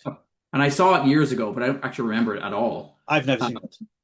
but the section that he did reuses, I think he brings back Adorf and Winkler, and it kind of Yes, like apparently it is in some ways his section is almost a reworking of this movie. So right, I kind of want to watch it at some point just to right. remind myself of like what he's done there. But then the Tin Drum also features like the mom and dad are Adolf and Mark Winkler. Yeah, Adolf and yeah. um Winkler. Did you see the not that long ago Baader Meinhof Complex film by No, the Uli Adele, is it? I think. Uh, no, I didn't. Is it any good? that's kind of interesting. Okay. Yeah. I mean it's yeah, it's a different it's quite interesting in so much as I think it probably rings quite true, like just how more than anything else, how just kind of maybe just young, Yeah. irresponsible people Yeah. more than they were. There's a very interesting bit in it because, of course, they went to train in like the Jordanian desert, right? They went Yes. there Yes. to be trained by like For the PLO. pro-Palestine Yeah. fighters and stuff. And there's a whole fascinating thing because they were all these hedonistic Germans, Yes. Super fit. sunbathing, topless, and like, the Arabs are gonna have a word with them. Like, can you like stop doing that? Yes. Because Yes. That yeah, doesn't we quite kind gel with of our. don't do that. It's interesting just to consider those kind of fascinating bed. And we talked about that before when we talked about people like Wakamatsu and Adachi Oh yeah, Masao one and of my favorite stories PLF. is the old guard anarchists in New York, like they're kind of the like the old yeah like the ones who come up in the 1930s and 40s and 50s who are appalled by the up against the wall motherfuckers, Right, mostly because the name they were like motherfucker like they were just like right. a mother is a woman of Yes. respect like like they were just I think that might be a generational thing. I remember my father actually being very exasperated by that. He's like, "Oh, mother, that's your that's your mother you're talking about." Like, exactly yeah. um, Um, but there's a lot of that actually. It's quite interesting. I mentioned to you, just because he's placed time-wise, and regardless of what you might think of his later politics, he's a interesting thinker of things. I'm reading the Kingsley Amis memoirs, right. and it's basically a kind of there's a lot of literary gossip in there, right? So Mhm. he knew a lot of those people, and obviously he was quite early on as being someone of the left who was quite suspicious, right? Right. Whereas a lot of other people were taken in, and yeah, historically, it's fascinating to think about. Like, apparently, the two of the foreign journalists who were staying at the Red Hotel or whatever, Mhm. um, apparently the two that saw through it immediately were Malcolm Muggeridge, Hmm. who later went on to be the guy who debates the Pythons and Right. Yes. very much a cheerleader for Mother Teresa, and Ian Fleming apparently was the other one. Ah, And of okay. course that guy, the Welsh journalist, I'm blanking on his name, the guy who got off the train and wandered through Ukraine and discovered that the famine was happening, and they made a film Right. about him a few years ago, which was kind of interesting. Um, anyway, Okay, tangent back. there. Yeah. We should go back to Yes. the film because so basically the film is about Katharina Bloom. She's a young lady who isn't a radical, isn't No. particularly. She's like a normal person. In fact, anything she seems to be like lifestyle wise quite conservative is what we're kind of led to believe. Yeah. And she's like a Um, housemaid. yes, yeah, and she has been in a relationship with some sort of I don't know what he is. What is it? Some sort of politician or somebody, you Right. know. And she's also married as well, right? She formerly Yeah, married. she She's yeah, estranged formerly from her married husband. Yeah. from her husband, yes. And then yeah, she's been involved in some sort of relationship with some kind of powerful guy. But Right. then par at this like carnival party where they're Yes. playing Hino's Carnival in Rio, which Yes. you which I was very excited to hear because I'd never heard Hino's music outside of um yeah, outside of the fact that I remember downloading a lot of it or getting a lot of it back when I read The Incredibly Strange Music Volume Right. 2, which has the massive Jello Biafra interview Yes. in it, where he talked glowingly about the music of Haino. Well, they also play Yes, briefly as that's well. Yes. Yes. um, Was something they don't really explain in the film, but reading the BFI book as well was they explain a little bit more about the significance of that carnival, right? And right. yeah, it's always just kind of interesting. Um, but The actual soundtrack. they're all dressed as like sheiks and stuff as well, right? Because it's Yes, the yeah, oil shock period, I guess. yes. Very weird. The soundtrack is actually very good. By Hans Werner Hens, right? and yeah, yeah. Yeah. Yeah, yeah. Who was very kind of instrument apparently as well. Like he was a bit hands-on in terms of no, we're going to do it this way, and he didn't just do like a background soundtrack. Like he Oh, actually writes kind of like and it's noticeable actually. It's kind of interesting, and it's done in a way that isn't jarring, like the music, and you actually notice the music, but it doesn't take you out of the film. It's just it's another component. Uh, yeah. No, I thought it worked really well. It definitely sets up this feeling of anxiety and dread. Like it's well done. I should mention as well while we're talking about the BFI book, the other thing that it led me to, and you might already have been aware of this guy. I didn't know the art of George Tucker, is that his name? American painter. Yeah, no, I didn't know him either, And I actually. looked him up, and yeah, some of his stuff's amazing. Particular, it's a painting of his is called The Subway, I think, was apparently quite influential on the look of this film. Well, yeah. So Jost Vacano, right, who is the cinematographer, who then went Right. on to do all the like, RoboCop, for example, right? Yeah. um, Yeah.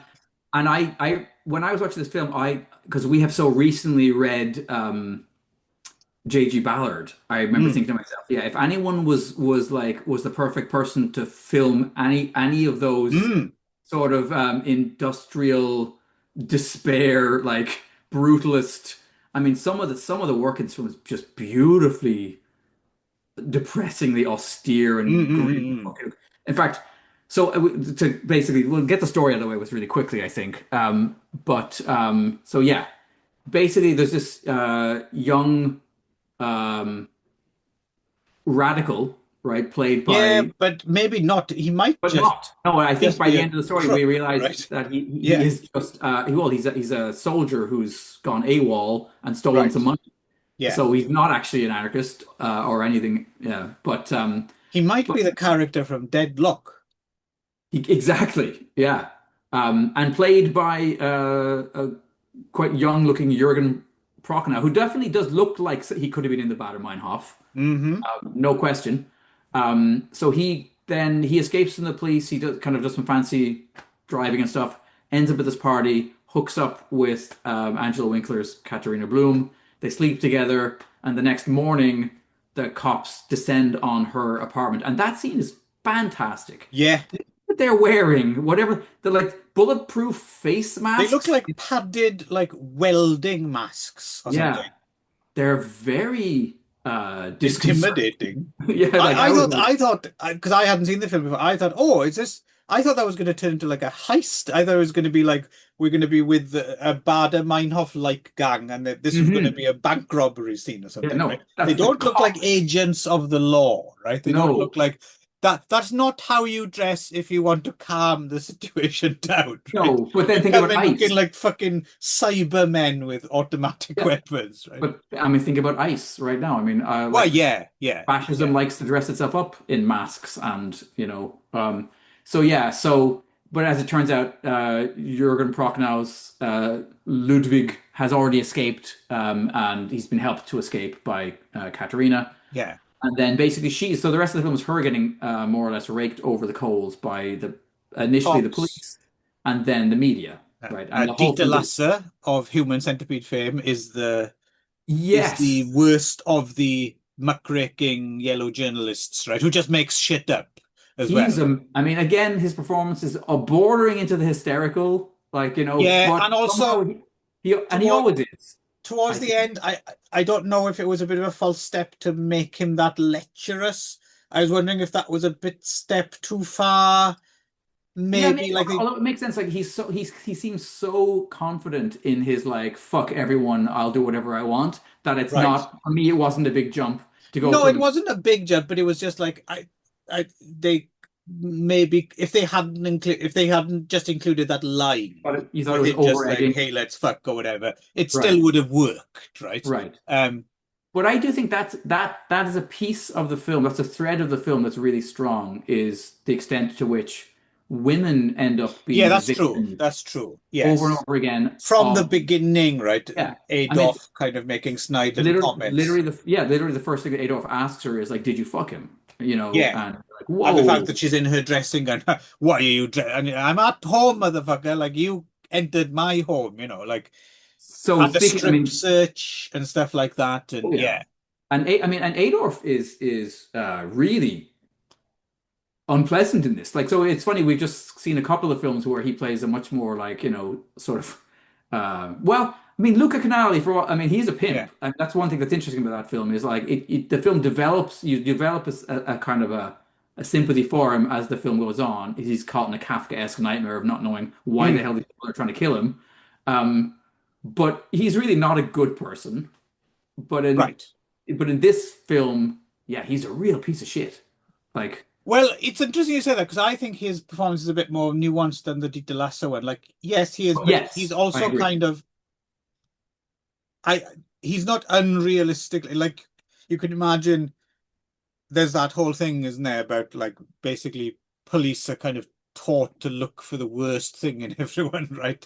So Yes. he doesn't seem excessively kind of, but but gradually, yes, he's gone over to the dark side, right? And I think really it's that we're going to get kicked off in a second, but it's that connection with the way the media use the police and the police use the media that Yes, the film yes, yes. is really it's a central concern of the film. What I liked about the Katharina Bloom character as well, though, is that they don't totally make her a like she's not like she stands up for herself Yes. immediately. And Yep. also she's a bit she has a bit of a passive aggressive nature Yep. Yep. about her. Yep. So you're not always just thinking boo hiss Yep. about the police. Like so it's very well judged in that way. Like she's Yeah. in some ways she's her own worst. I mean, she's Oh well yeah. within her rights to be like that, but Yeah. also you think sometimes It's like, just don't don't say do that that, right and they now. might Yeah. not Yeah. do that kind of Mhm. so I thought that was I quite appreciated that they don't just it so that's why that last line of Dieter Lasser is not too bad because it's not stacked too much that way. Right. So it doesn't feel like that throughout, right? Um no, this is a rather excellent film and one Yeah. I feel a little bit once upon a time when it was newer, I feel it was a film that got a lot of ink and people talked about it, Yes. and it was. But I think it's fallen a bit by the wayside, right? Like I certainly didn't really hear that much about this film. It doesn't appear on those lists, Hmm. and I'm not sure if it necessarily should be on one of those lists of like the best films of all time or something like that. But it's a really interesting well done with more production values than you might think as well. I think that's one of the reasons why it might be a little bit off people's radar, because it doesn't fit the new German cinema, Yeah. Fassbinder vendors, kind of lower budget thing. Just because it has production values, like when they bring the military in and they have all the helicopters, and they, oh, Yeah. this is like a proper film Hmm. with some money behind it, without having to go down to South America and drag a boat over a mountain, right? Like, Yes. Yeah. you can probably get done a bit cheaper than Hmm. doing it in Germany. But so I think that's maybe why it doesn't quite fit that category. But obviously, it's not quite a big Hmm. mainstream crowd pleasing film either. But yeah, I definitely think this film's been a little bit forgotten to the zeitgeist, whereas people still talk about like the Tin Drum or something like that. Right? What do you think? Yes. Yeah. Yeah. I Doesn't agree. quite have I the agree. profile it used to, right? Even though it's got Yeah. a BFI Classics book all about it. Mhm. Um, No, I definitely deserves to be more widely seen, I think, by an audience now. And the issues that it raises, the issues about collusion between the state and the media and the right-wing media and all of that stuff. I mean, like obviously this predates Fox News and the whole right-wing system or ecosphere, right? And well, it's interesting because they would have gone through that then, right? Which is something we forget, right? That different parts of the world have had these issues yes, long yeah. before, right? It's funny too And that also may Adolf. have got to terms with them a bit better, Right. earlier on as well. The two films that bookend this show are, both films about, I suppose, like Germany and the failings of the police, right? I Hmm. mean, like in one, Adolf plays the victim of that, right? And in the other one, he plays a perpetrator of it. Um, Some good extras on the disc and stuff as well. There's a good interview with Schlendorf and okay. von Trotter. A good documentary about Bull as well, Heinrich Bull, right? Okay. Um, I didn't see any of that stuff. I just watched the yeah, film. no, it's quite interesting for context. Heinrich Bull seems like quite a interesting writer. Actually, like I said, we might delve a bit Mhm. deeper. So this film was remade Yes, in the United yes. States in the 80s as the Yeah, Lost Honor Missing the Ewe, hmm. because Americans don't like Ews for some They reason, do not. of Yeah. Catherine Beck. Yes, in which Jürgen Prochnov amazingly turns into Chris Christopherson. Yes. Although, I mean, no, that's not that big a stretch in some No, no, ways. I get it. I keep forgetting as well that because it really emphasizes in this film, and it's true. I keep forgetting that Chris Christopherson, among other things, really was quite the sex symbol, right? Mm, yes. Um, which you kind of, yeah, something doesn't necessarily strike. I don't think of Chris. That's not the first thing I think Mm. of. Clearly, he's rubber duck to you and me, right? Yes. Yes. Um, gonna put the hammer And down. But later yeah, he later was. on, and then later on, didn't he play like Wesley Snipes, like right-hand man in the Blade films? Oh, you might be right. I'd forgotten about Pretty the sure Blade that's films. that's where what's where I remember him from in the 90s anyway.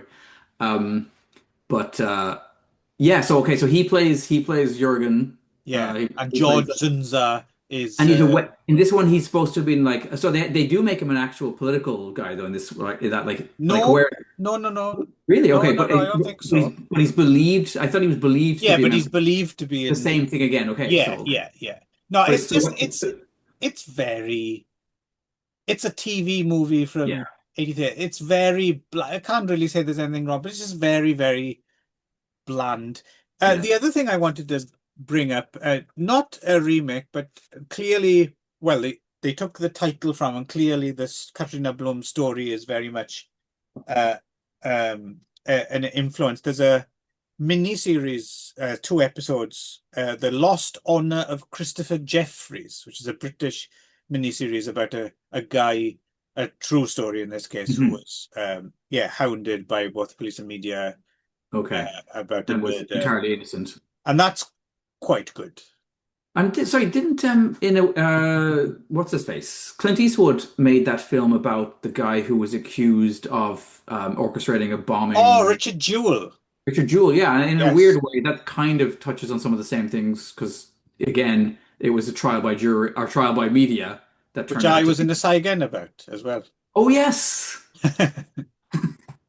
Because Um, we went to some place in the shadow of Mount Fuji, this quarry they sometimes shoot at because they can blow shit up there in the middle of the right. night without anyone complaining. Because that's where we did the bomb scene, Right. right? Who did you play? I think I was just a agent. Oh, no, I was a security guard, I think, Okay. like shooing people away after the bomb. Um, yeah. Um, yes, yeah, I haven't seen that film, but yeah, I can imagine there might be elements of that Mhm. in there. But again, that's kind of fascinating because it's interesting sometimes how you get that overlap. I was thinking, there's a long history of, like obviously the people like, John Wayne, for example, being, a very reactionary guy, but a man who would defend your right to own pornography to the very end. And Right. and Clint Eastwood as well seems very much in that, in Yes. some ways a very Quite much the right wing right. in some ways, but in But other ways, if you're talking in terms of individual liberties your and individual right for things, yep. and that overlap, I do find that liminal space endlessly fascinating, right? Because Right. Well, there is that kind of right wing libertarianism, right, which, yes, but doesn't necessarily have to be as toxic as that goes sometimes, no. right? Sometimes Yeah. you do find bedfellows. Clint Eastwood himself, I mean, yeah, Yeah. he does have He's quite fascinating. hard to figure out. Yes, Yeah, he's quite hard to he's a unpick. fascinating, and I'm sure if you sat down with him, Oh, I'm sure he'd he'd be have a great absolutely conversation. fascinating to talk to. Yeah. Yeah. I did want to say there's a scene in the film that really uh moved me. I wasn't actually expecting to be like moved to pretty close to tears, but there was a scene. It's a scene where it's after she has gone to. So I mean, one of the grossest scenes in the film is Dieter Laser's Totges or whatever his name is, the Mm, basically almost breaking into her mother's, like her dying mother's yes. hospital room, and then basically, yeah, demanding a court. And then he doesn't get what he wants, so he just makes one up anyway, right? And then Right. she dies the next day, and it's kind of intimated that maybe she dies partly because Yeah. like he stressed her out. But then, so anyway, she shows up and she helps the nurses to prepare her mother's body in the morgue. It's a disturbing scene. And then she just goes outside and sits on a bench and just weeps. And I was Mm, like, holy shit. I mm, was I was not expecting to be so powerfully moved. So when it comes at the end of the film when she makes her choice, and I think that scene is filmed very well. You're right. yes. Maybe they over egg it slightly, but his shock at being shot is really Right. well acted. Like you Spoiler like alert once again. yeah, major, but like it's a great scene. My name is Nick, spoiler of Yeah. planets. Spoiler. Master of spoiling. Yeah, Dating. that's also yes. Yeah, no, it's a great film. I mean, it actually, if I was gonna say like, if I had to pick the best film of the bunch, it's probably the best film. Like if we're talking about like something to chew on, something to really ruminate on, something to kind of um, deal with I don't of know. all. I'm still ruminating on Anthony Dawson's craggy face, so I might still have to go with Deadlock. I mean, Deadlock is kind of pure cinema, which I Right. love too, right? But yeah, I would say To be honest, across you did choose because this was mostly you, well, it's yes, all you really who chose all these films. It was a good brace of films. This was quite a nice week of yeah. film watching Well, these five. it makes me realize that I probably need to watch more of Mario Adolph's Absolutely. films. I Yeah. think he obviously made wise choices a lot of the time. I think Um, sometimes yeah, well, that's the thing. Interesting. Sometimes I think what happens when you really get it, when you become a bit of a cinephile, you kind of move away from, when you're a younger film fan, I think, because what draws you in, first of all, are the performers, as the Yeah. actors, right? And then you get more into the direct Directors. stuff like that. And you forget, well, no, sometimes um actors do make interesting choices and they can be an interesting little roadmap. I mean, even more so, for example, because it was Gianmaria Valente, right? Yes. Like he's a very if Mm. you're going to choose any actor to go and like pick through the filmography, that's a good one to start because he Yeah. clearly went out of his way to choose very interesting Mhm. and very political films. Yes. So there are some people you can do that with, right? And I would say, like we when we talked about Udo when he passed away, Yeah, Udo, a lot of we interesting choices, but yeah. he did do like barbed wire and stuff But as that's well. the thing. That's the thing that I like about Udo is that he has Yes, his foot in it. So like, and I think Adorf's more like that.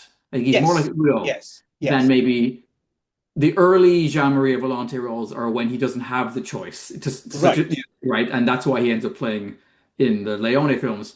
But I feel like Adorf was like, yeah, so you'll see him, yeah. I mean, even these five films are all quite different, Yes. right? But he's in art films, he's in Imagine total that. trash. Imagine your compromised film is to be in a Leone Western. Yeah, exactly. Yes. That's crazy. Yes. Oh, fuck. Really? I have to be But in that this was hack Sergio Leone's film. that was his attitude. That was Yeah, I know, I absolutely know, I know. Jean-Marie Volante's attitude. And he would later on was very uncomfortable talking about those films, partly because he felt like he had done a disservice to the Mexican people by playing such a broad, Right. sort of stereotypical Mexican bandito. Um, and yet El Chuncho is one of the great characters of all cinema, right? In So, Welcome to the Jungle. what's his name? Just to bring this round again to Adolf, another missed opportunity. So, what's his name? Fernandez, El Indio, the guy who, Yes. uh, uh, the Wild Bunch. Yep. That was originally supposed to be Adolf Right. because he's Major in Dundee. Major Dundee. Dundee, yeah. Yeah, which Yeah, I'd he got forgotten about. around. He got Yeah, around. yeah, Uh, and been around the block that Adolf. mhm. And a fond farewell. Rest in peace. Yes. I'm Yes. glad you You earned it. programmed this. So we'll have more dead Eurocult actors for you Hmm. next time. Hmm. And who knows? We might have to start a rival show to film crack crack, dead as feck or something like that if people keep dropping off the radar. Yes. Yes. Something about like yeah. I'll have to look up what like the like if there's Irish if there's a term for awake or something like that, that we can just have keeping with the film crack crack Right. Gaelic kind of thing. Yeah. Um, Um anyway, until yeah. then, stay healthy Yeah. unless Eat you your want to be beans, on this folks. show. Hmm. Yeah. See you All then. right. Take care.